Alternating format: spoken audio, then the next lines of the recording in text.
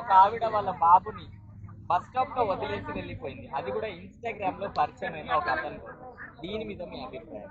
ఆ కొడుకు కొడుకొచ్చింది పిల్లల్ని వదిలేసి 22 సంవత్సరాల పిల్లలు ఇది మొయ్యలేదా నవమాసాలు నొప్పులు కూడా కలలేదా సరే నొప్పులు కూడా కలలేదు ఆపరేషన్ ఏం చేయించుకున్నానుకో దానికైనా ఒక వారం రోజులు డెకరేషన్ ఉంది కదా అది కడుపా లేకపోతే మనిషా లేకపోతే ఆడదా లేకపోతే మహిళ లేకపోతే అటు ఇటు కాకుండా ఏమైనా చెట్టు అయినా కానీ ఇంత నీడ వేస్తుంది చెట్టు అయినా కానీ వర్షం వస్తే జనాలు హక్కును చేసుకుంటుంది అటువంటి కన్న తల్లి అయ్యుండి ఆవిడ మనిషా లేకపోతే ఏంటి ఎవడో గొట్టంగాడు ఇన్స్టాలో పరిచయం అయ్యాడని చెప్పేసి బిడ్డను వదిలేసింది బిడ్డతో వస్తాను నేను తీసుకుంటే తీసుకో లేకపోతే లేదని చెప్పు అంతేగాని వాడు అసలు ఎట్లా అల్లాడిపోతున్నాడు ఆ బస్ స్టాండ్ లో నేను కూడా రీల్స్ లో చూసాను వాడు పాపం కక్కటిల్లిపోతున్నాడు అమ్మా అమ్మా అమ్మా అని వాడు అల్లాడిపోతున్నాడు పాపం అటువంటి చిన్న బాబుని ఎంత బుద్ధిగా ఎంత బుజ్జిగా ఉన్నాడు చక్కగా ఉన్నాడు అటువంటి పిల్లల్ని వదిలేసేటప్పుడు దానికి మనసు ఎలా వచ్చింది చేతులు ఎలా వచ్చినాయి ఆ మళ్ళీ వెళ్ళి బండెక్కి వెళ్తుంది వాడు వదిలేయడానికి ఆ వాడు కూడా ఏమన్నా కూడా ఎక్కడ దగ్గర వదిలేస్తాడు రోడ్డు మీద వదిలేస్తే అప్పుడు కడుపును పుట్టిన బిడ్డ విలువ కట్టుకున్న భర్త విలువ ఆమెను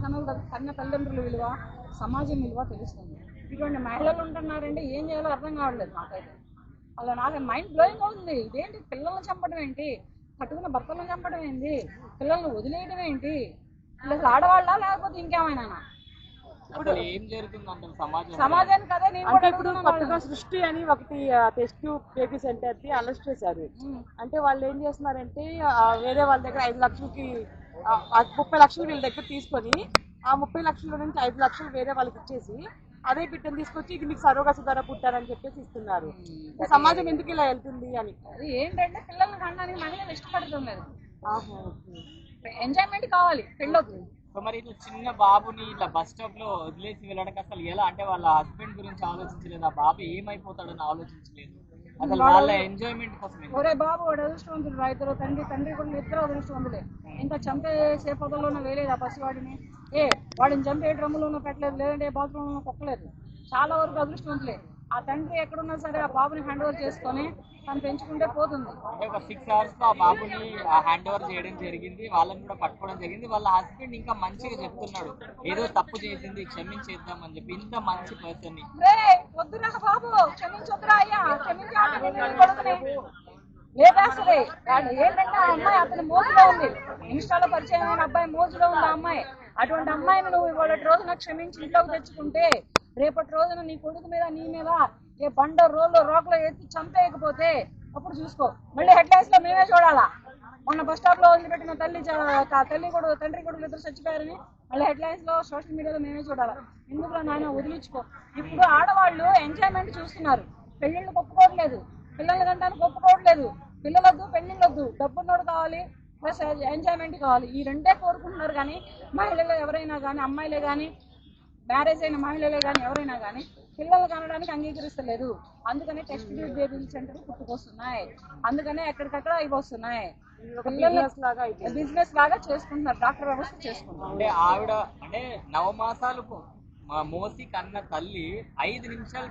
పిల్లగాడికి దూరం పోతూనే కట్టుకోలేదు తల్లడిల్లిపోతుంది 5 నిమిషాలు కనపడకపోతేనే తల్లడిల్లిపోతుంది మరి ఆ తల్లి అలా ఎలా వదిలేసి వెళ్ళిందో ఏందో నాకేం అర్థం కావట్లేదు చక్క 15 నెలలంట ఇప్పుడు చక్క తిరుగుతున్నాడు కాలు పెట్టి అమ్మ అమ్మ అని ఏడుస్తూ తిరుగుతున్నాడు అంటే ఆ తల్లి ఎటువంటిదో ఎంతటి కఠినరాలో ఎటువంటి మనిషి అనేది ఇక చెప్పడానికి పేరు రావట్లేదు దీన్ని బట్టి ఆడవాళ్ళ అగత్యాలు పెరిగినాయి అనుకోవచ్చా పెరిగినాయని నేను ఎప్పటి నుంచి చదువుతున్నా ఇప్పుడు అడుగుతున్నాను కొత్త అబ్బాయి దొరికాడు కాబట్టి దొరకపోతే అబ్బాయి పరిస్థితి ఎలా ఉండదు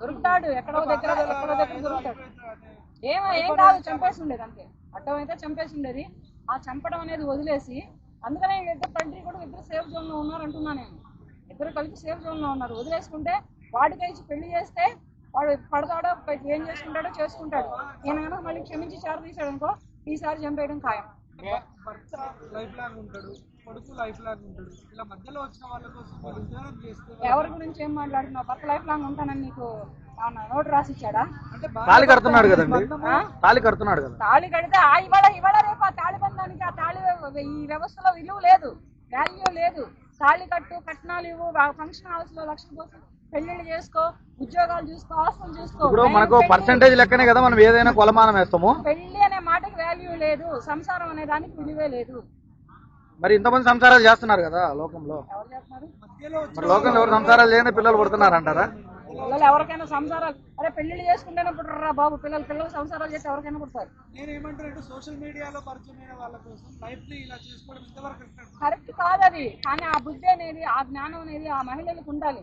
ఇలా సోషల్ మీడియాల ద్వారా, ఇన్స్టాల ద్వారా, ఫేస్బుక్ ద్వారా వాడెవడో పరిచయం అవడం ఏంటి, మీకు దొరికితే ఆమెని వెళ్ళిపోవడం ఏంటి, ఇది ఏం చేస్తారు వీళ్ళు?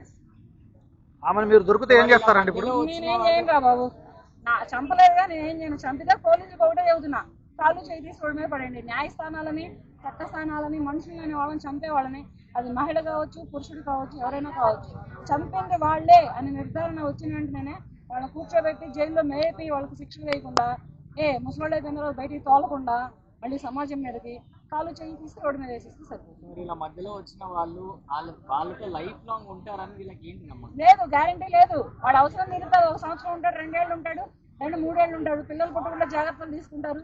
ఈ ఇష్టం తీరిపోయిన తర్వాత, మోజు తీరిపోయిన తర్వాత ఏమైనా వదిలేయడం గ్యారంటీ ఏమనుందా? తప్పకుండా వదిలేస్తాడు. కట్టుకున్న భర్తనే, కడుపున పుట్టిన బిడ్డనే నువ్వు వదిలేసి వెళ్ళిన గనురాలివి, నీతో పాటు ఇన్స్టాగ్రామ్ లో పరిచయం అయిన వాడు నిన్ను వదిలేయడం గ్యారంటీ. కానీ రేపు ఏమో కూడా ఆయన ఏదైనా చేయొచ్చు. ఎందుకు రమ్మంటాడు అసలు ఆయన? ఫస్ట్ పిల్లడు వద్దు, వాడి పిల్లడు ఈఎంఐ కావాలి అంటే, నేను పుట్టిన పిల్లల్ని, నువ్వు ఎవడుకోకన్న పిల్లల్ని నేను పెంచి పెద్ద చేసి చదివిస్తానని మాట ఇచ్చాను నీకు. సరదాగా ఎంజాయ్ చేద్దాం రా, ఎంజాయ్ అయిపోయిన తర్వాత ఉంటే లేకపోతే వదిలేస్తా. ఎవరిలోనైనా ఉండే ఒపీనియన్ అదే. ఇప్పుడున్న జనరేషన్ బట్టి ఎవరైనా కానీ ఫిజికల్ గా అండ్ ఫైనాన్స్ గా ఎంజాయ్ చేద్దామా, వదిలేసుకుందామా అనుకుంటున్నారు. కానీ ఎవరైనా కానీ వైఫ్ అండ్ హస్బెండ్ వైవాహిక జీవితంలో ఒకటై కలిసి ఉండి కాపురాలు చేసి వ్యవస్థనే, అంటే వైవాహిక వ్యవస్థనే కానీ, కుటుంబ వ్యవస్థనే కానీ సమాజంలో నిలబెడదామనేటువంటి మహిళలు, పురుషులు ఎవరు లేరు ఇప్పుడు ప్రస్తుతానికి. ఇప్పుడు జనరేషన్ లో పెళ్లి బెటర్ అంటారా, live in relationship better? Relationship better. ఎందుకంటే ఉన్నన్నాడు ఉండొచ్చు, లేకపోతే బోర్ కొడితే విడిపోవచ్చు. దీనికి అగ్రిమెంట్లు ఉండవు, దీనికి గొడవలు ఉండవు, దీనికి కొట్లాటలు ఉండవు, దీనికి పోలీస్ స్టేషన్లు ఉండవు, దీనికి కోర్టులో న్యాయస్థానాలు ఉండవు, విడాకులు ఉండవు, ఏమీ ఉండవు. ఎంత కావాలో అంత తీసుకో, ఎంత కావాలంటే. అంటే రిలేషన్షిప్ లో ఉన్నప్పుడు మధ్యలో చనిపోతే ఏంటి పరిస్థితి? అవి ఎవరు చనిపోతే వాళ్ళు పారేసుకుంటారు కదా, చనిపోతే నీకెందుకు? అంటే అంతే కదా. సో మరి రీసెంట్ గా ఒక కేసు వచ్చిందనమాట. వాళ్ళ హస్బెండ్ దగ్గర నాకు సంవత్సరానికి 12 కోట్లు కావాలని చెప్పి నేను విడిపోతా అని చెప్పాను. అప్పుడు జడ్జి గారు అన్నారు, నువ్వు కూడా చదువుకున్నావు, MBA చదువుకున్నావు, నువ్వు సంపాదించుకోవచ్చు కదా, ఆయన డబ్బుల మీద ఎందుకు దాని సపోర్ట్ తీసుకోవడం అని చెప్పి చెప్పారనమాట. సో మరి లేడీస్ పెళ్లి చేసుకునేది ఓన్లీ ఆ డబ్బుల కోసమేనా? ప్రాపర్టీస్ కోసమని నేను ఇప్పుడు చెప్పాను. ఇంతకు ముందు చదువులు ఉండేవి కావు మహిళల్లో. ఇంతకు ముందు చదువులు లేని దాని మీద చట్టస్థానాలు, న్యాయస్థానాలు ఏం చేశాయంటే పుట్టిన పిల్లలని మహిళలకే అప్పచెప్పేవి. ఎందుకంటే పేగు బంధం, కన్న బంధం, ప్రేమ బంధం అనేది ఉంటుందని చెప్పేసి మహిళలకు అప్పచెప్పేది. ఆ మహిళలు పోషించుకోలేని స్థితిలో ఉంటే అప్పుడు పురుషుడు నుంచి భరణం కోరేది. ఆ మహిళలే కానీ మహిళలు పెంచుకుంటున్నటువంటి పిల్లలకే కానీ భరణం కోరేది, అంతే. జస్ట్ ఆ భరణాన్ని సబ్మిట్ చేయించేది కోర్టు. ఇప్పుడు చదువుకుంటున్నారు ఎవరికి వాళ్ళే. 12 కోట్లు ఎక్కడి నుంచి తీసుకొచ్చేస్తాడు వాడు? ఏమన్నా లప్పతా ఎవరా బాబు అంతా నేను కోట్లు తెచ్చి ఇవ్వడానికి. ఇప్పుడు అమ్మాయిలు ఓన్లీ భరణం కోసమే పెళ్లి చేసుకుంటున్నారని బయట టాక్ నడుస్తుంది, మీరేమంటారు? ఆస్తుల కోసం చేసుకుంటున్నారు. భరణాలు ఎందుకు? వాళ్ళు సంపాదించుకుంటారు, ఆస్తుల కోసం చేసుకుంటున్నారు. ఆస్తులు ఉన్న వాళ్ళు అనుకో కోర్టులో వేస్తే సగం సగం వచ్చింది. ఇది సో పెళ్లి చేసుకున్న నెల రోజులకి విడిపోవాలి, ఆస్తులు తీసుకొని వెళ్ళిపోవాలి.